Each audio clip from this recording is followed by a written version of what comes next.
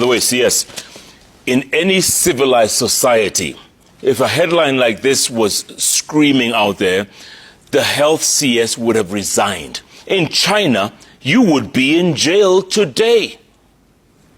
Why? Because the buck stops with you. Listen, where is that money? Where is the 11 billion shillings? What happened? Screaming headlines in the daily nations. Of course, you know media better than me. Screaming headlines sell.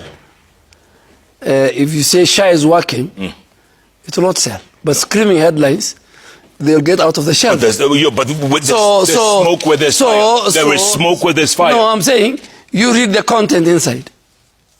Forget about the screaming headline.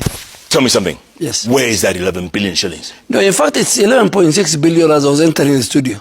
Because every day we reject. But 11 and out of the 11 billion, about 1.8 billion has been paid.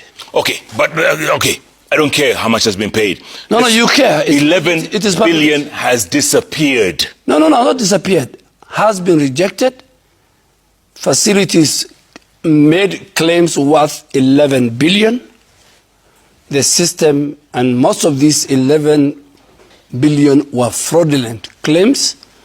And this happened during the initial transition period between the former defunct NHIF to Shah. You say many of the fraudulent facilities that have milked NHIF since independence migrated to Shah. That's not true because you in your press conference were saying, you know what, these people must repay this money. So this money has left your system and gone into those private hospitals. You know, Jeff, while you are away,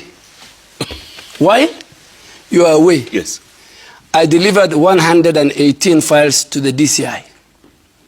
Of fraud facilities.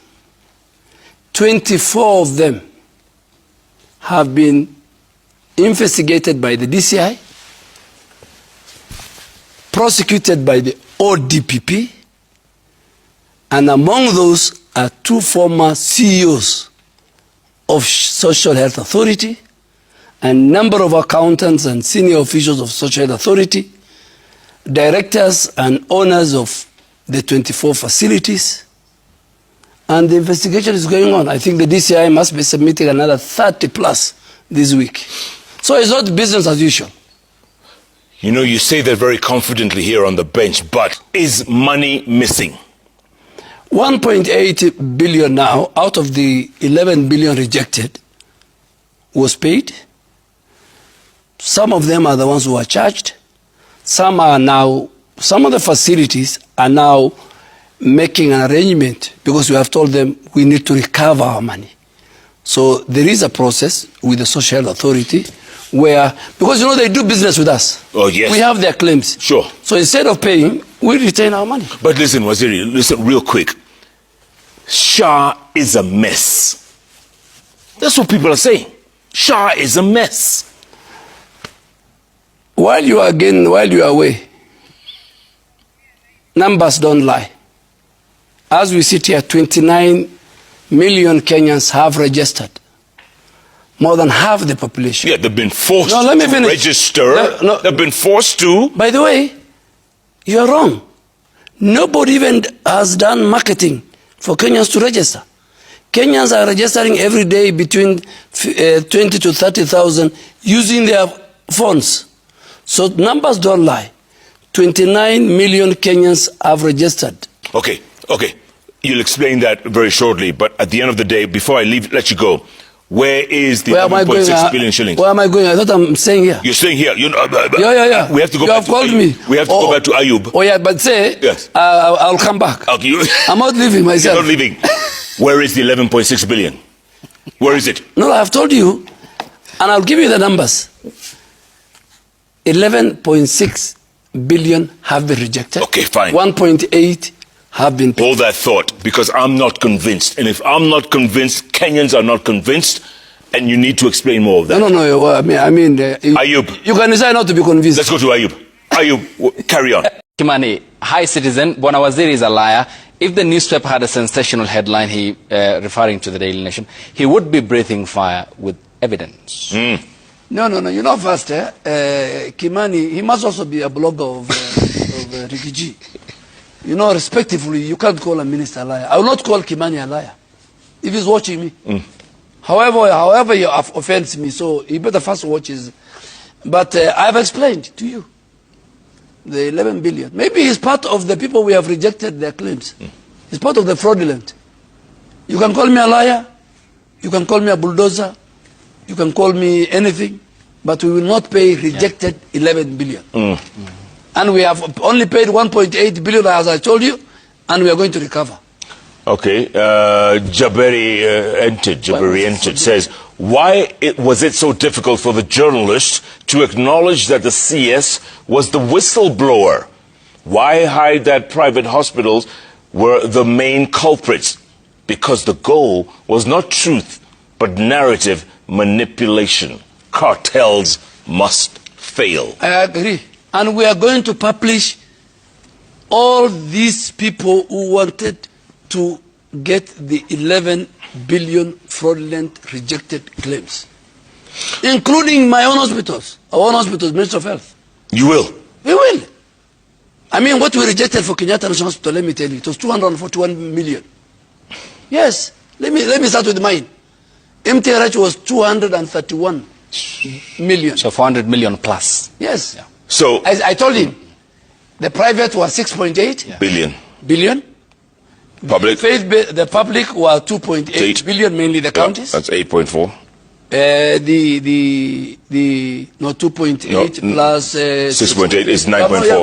9.6. 9.6. Sorry. But in maths. Add 1.1 of the faith base. Yeah, that's 10.7. No. 9.6. 10.7, yes. And then you add the 500. You can't even count your camels. You're adding up. Camels, I told you they're 60, and I offered to give you 50. I take them. But depending on where you rear them, you can't take them to Kiambu. No? No? Those ones are busy rearing. You will mix them with the pigs, you will mix them with the chicken. Do you think the Cabinet Secretary for Health, Aiden Duale, is clinically lying to us? I've never lied. You know that. Look at me in the eyes. I have no scandal, you know that. I know that. Yeah, at least I have no scandal. Yeah, no scandal. What are your thoughts? Mr. Duale, pastoralists in northern Kenya, like Wajir County, have no idea about Shah. So what are they doing about that ignorance of pastoralists who are by nature migratory than sedentary? Very good question. In fact, very good question. They should follow Governor Olelenko of Kajiado. He says, one goat for Shah. You sell one goat, you get a premium. Those people live in Nairobi. The governor, they don't care about their people. You come from Kiambu, you live in Nairobi. What's the difference? Kiambu is a stone throw away. Gachagua comes from, Madeira. Yeah. He lives in Nairobi. What's your point? Uhuru lives in Ishaweri. He lives in Nairobi. President Ruto lives in Sugoi. He lives in Nairobi. Yeah, how far? Why is it a problem? How far is what? Why is it a problem when a Somali lives in Nairobi? How far is what? Nairobi belongs to all Kenyans. Oh, really? Even governors can come and live here? Governors of even Muranga governor has a home in Nairobi. Nyeri governor has a home in Nairobi. Yeah, but they don't live here all the time. The same for northern Kenyan governors. They don't live here all the time. They visit. Go to their Twitter. They visit their county. Let me ask you a question. Go on. Why are you guys having a problem with the Somali community? No, you are. It is you guys. How so? No. I'm even wondering, we're talking about Shah. How did the Somali governors living in Nairobi came in here? You mentioned the bottom 10. And let me tell you, by the way. Bottom 10? By the way, let me tell you. We don't live in Nairobi. We live in London. We live in Minnesota. We have a problem with the Trump. Well, No. We live in Brussels. You have gone around. Did you just mention Minnesota? You better leave Minnesota, my friend. No. We have a congresswoman. Listen, the place I thought I would never see a Somali was Guinea-Bissau. I found 25 of them. You did not. I am telling you, ask President Ruto. In Bissau? Guinea-Bissau. Yes, the capital is Bissau. Yes. He asked me, are you sure that Somali is here? The biggest mall in Dakar is owned by a Somali. No. The biggest mall in Lusaka is owned by a Somali. You guys, the biggest mall in Lubumbashi is owned by a Somali. You guys have a phobia with Somali. That's why. And by the way, you'll go to the grave without phobia. Yeah. I'm just joking.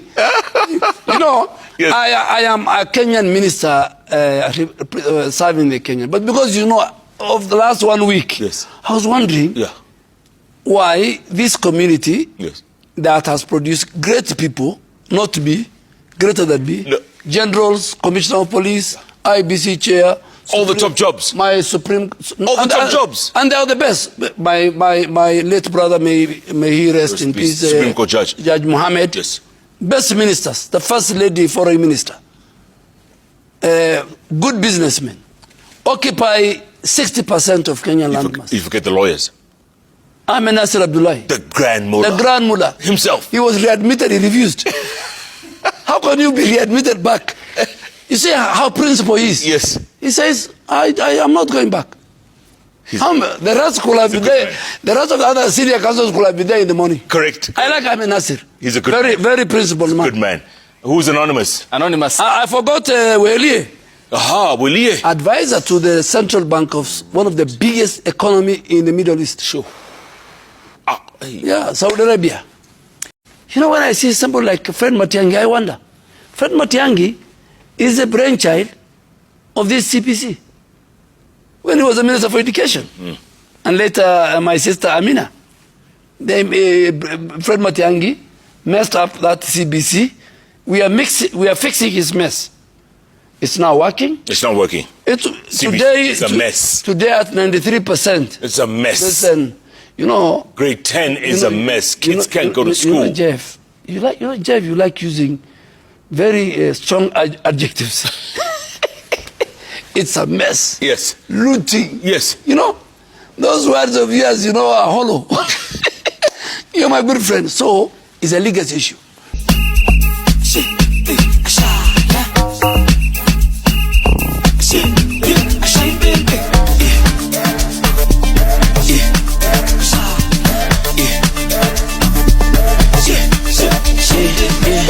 Nunca la ves.